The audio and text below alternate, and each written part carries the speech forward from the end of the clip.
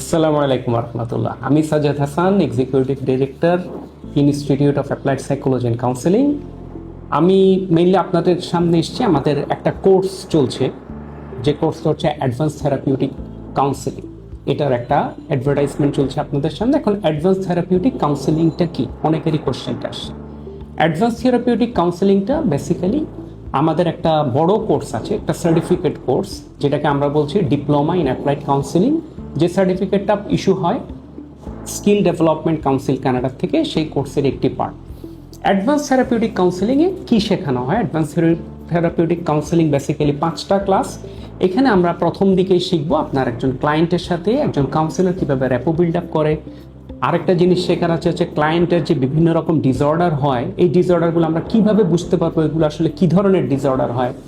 আরেকটা আমরা বুঝতে পারবো ওই ক্লায়েন্টের এবং কি কি ধরনের কাউন্সেলিং টেকনিক আছে। আপনার বিভিন্ন টুলস আছে, আপনার সিবিটি আছে, ডিবিটি আছে, মাইন্ডফুলনেস আছে, ড্রামাতে অনেক ধরনের কিছু আছে। এটা ওনার জন্য আসলে কোনটা প্রয়োজন।